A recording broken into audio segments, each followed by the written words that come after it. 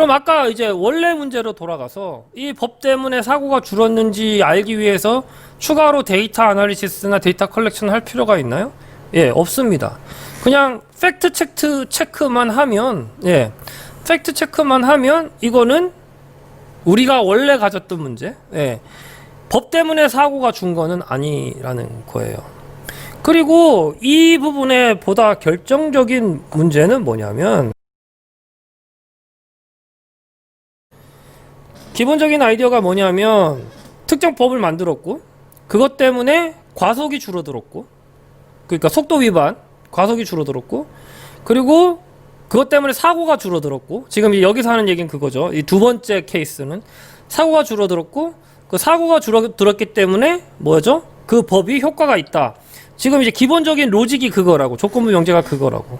근데 이거는 생각을 해봐야 될 게 그거예요. 결국에는 뭐예요? 과속을 줄였다는 거죠. 그리고 과속을 줄이는 가장 그 큰 이유가 뭐였어요? 예, 그 제한을 뒀기 때문에 그래요. 그러면 거꾸로 이거는 그 특정 법이 아니라 속도 제한을 줄여버리면 당연히 교통사고가 줄 수밖에 없죠. 그죠? 그럼 이제 이렇게 생각을 해보면 되는 거예요. 지금 이제 그 특정법 나오기 전까지 학교 스쿨존의 제한 속도가 30km인가 그랬거든요. 그럼 왜 30km로 했을지를 고민해 봐야 된다는 거예요. 그러니까 진짜로 말 그대로 그 사고를 줄이려고 하면 아예 그 지역을 차를 아예 안 다니게 하든가, 아니면은 속도 제한을, 제한 속도를 10km 혹은 15km로 하든가 하면 될 거 아니야. 그 전에도. 그죠? 근데 그 전에 왜 안 그랬냐는 거야. 왜? 예. 속도를 그렇게 줄이게 되면은 어떤 상황이 돼요? 예. 거기에 트래픽 컨저스션, 그러니까 교통 체증이 증가할 수밖에 없단 말이에요. 그리고 그거에 대한 손실이 틀림없이 있을 거라는 거지. 그래서 30km 이하로 하지 않았었던 이유가, 예, 바로 그런 것 때문에 그래요. 그게 생각보다 크다는 거를, 그건 이제 전문가들이 판단할 문제이긴 하지만, 그랬기 때문에 완전히 너무 낮은 아예 5km, 10km대의 속도 제한을 할 수 없었던 거거든요. 그러니까 이 법을 만들므로써 그런 효과를 누리게 한 거야. 그러면 결국에는 속도 제한을 5km per hour, 10km per hour로 했을 때에 생기는 문제들이 그대로 수면 위로 올라온다는 거죠. 그렇지만 사람들이 5km, 10km 할 때는 건 용납을 못하고, 이건 이제 정치적인 문제니까 빼고 얘기를 할게요. 그래서 이거에 대한 해결 방법은 오히려 그것보다는 학교 주위에 그 특정 시간 내에 그 불법 주차한 차량을 딱지를 먹인다든가 이런 식으로 해서 그 운전자의 시야를 확보를 하는 게 훨씬 더 나을 수가 있어요. 그러면 이제 이 부분에 대해서는 그러면은 어떻게, 어느 게 나은지 어떻게 아느냐, 속도 제한을 줄이는 게 나은지 아니면은 그게 나은지를 어떻게 아느냐. 그러면 이게 좀 복잡해지긴 하지만 기본적인 아이디어는 어떤 거냐면, 특정 지역은 그 교통량이 비슷하고 학생 수도 비슷하고 이런 학교를 샘플링을 해서 한쪽은 집중적으로 주차구역 단속을 하고 한쪽은 지금처럼 이런 식으로 했었을 경우에 차이가 얼마만큼 나는지, 예, 차이가 얼마만큼 나는지를 해보면 될 거예요. 근데 아까 얘기한 대로 이건 컴플릭션이 있기 때문에 그 메저먼트 팩터가 그냥 단순히 그 사고가 준 것만으로 생각을 하면 안 되고, 실질적으로 학생들의 인앤아웃이 어느 정도 되는지까지, 그러니까 컴플릭션 되는 두 팩터를 같이 비교를 해야 돼요. 그러니까 이런 식의 모델링은 그 사실은 되게 복잡하거든요. 그래, 복잡하고 아까 얘기한 대로 그런 컴플릭션이 있을 때 양쪽의 팩터를 다 고려를 하고 하는 이런 류의 고민들은 진짜 전문가들이 해야 되는 거예요. 그러니까 그냥 숫자만 다루고 데이터 사이언티스트만 인벌브 돼서 해결할 수 있는 문제가 아니라는 거예요. 그래서 그렇게 테스트를 해보고 그걸 가지고, 그 데이터를 가지고 분석을 할 때에 데이터 사이언티스트들이 이제 하는 거죠. 그러니까 그런 식으로 접근하는 방법이 있다는 거예요. 다만 확실한 건 여기서는 원래 문제는 뭐였죠? 원래 우리가 가졌던 문제가 뭐예요? 이 법 때문에 사고가 줄어들었냐? 이건 아니라는 거예요. 이건 이건 아니라는, 이건 확실하게 아니라는 거야. 뭐가 맞냐 가기 전에 아니라는 건 확실하다는 거죠. 예. 그런 거예요. 그런 부분이 있는 겁니다.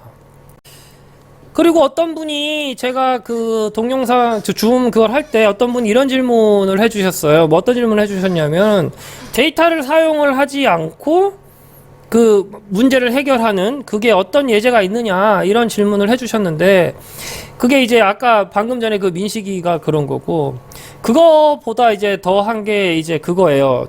제가 이제 항상 그 강의를 할 때 기본적으로 알면 좋은 게 뭐냐면 기본적으로 알고 있어야 되는 게 뭐냐면 집합과 명제 파트거든요. 그 집합과 명제 파트가 굉장히 중요한 게 이런 논리에 대한 타당성을 판단하기가 되게 좋아요. 되게 좋고 그래서 이런 거예요. P이면 Q이고 Q이면 R이라고 했었을 때 그게 실질적으로 그게 참이 되려 그러면 P만 참이 돼서 되는 게 아니라 P이면 Q라는 게 참이 돼야 되고 Q이면 R이라는 게 참이 돼야지만 돼요.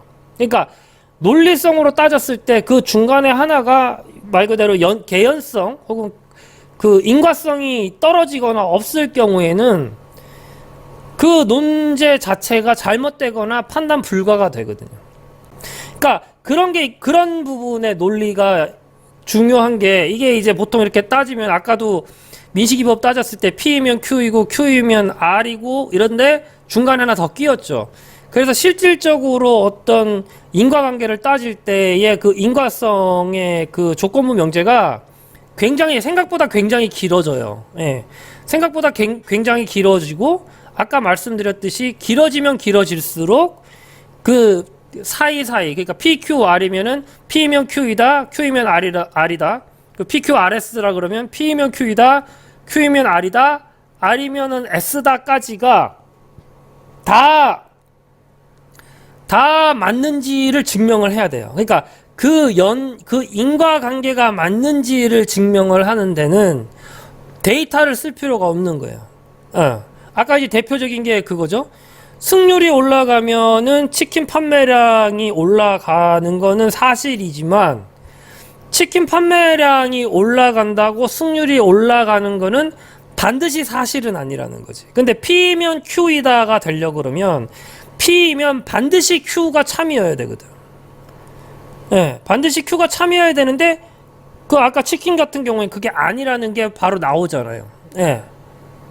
바로 나오잖아요. 그러니까 그게 바로 나오는 건 굳이 내가 추가적인 데이터나 추가적인 데이터 아날리시스를 하지 않아도 로지컬 띵킹 그러니까 그 논리적인 사고를 할 줄 알고 집합과 명제의 조건부 명제에 대한 관계를 정확하게 알면 충분히 알 수 있다는 거예요. 그러니까 충분히 그렇게 해가지고 나오면 그거에 대한 어떤 참 거짓을 옳고 이 분석이 맞냐 틀리냐를 판단할 때는 굳이 그걸 판단하기 위한 어떤 추가적인 데이터 아날리시스나 추가적인 데이터 컬렉션을 하지 않아도 충분히 가능하다는 거예요. 충분히. 그러니까 그런 류의 문제 결정, 그런 류의 의사 결정을 위한 데이터 아날리틱스, 비즈니스 아날리틱스가 되게 많거든요. 논리학, 집합과 명제를 한 제 입장에서는 그 데이터 아날리시스를 할 필요도 없는 거야. 할 필요도 없다고. 근데 이제 그런 거에 이제 많은 돈을 허비하고 그렇게 하기도 합니다.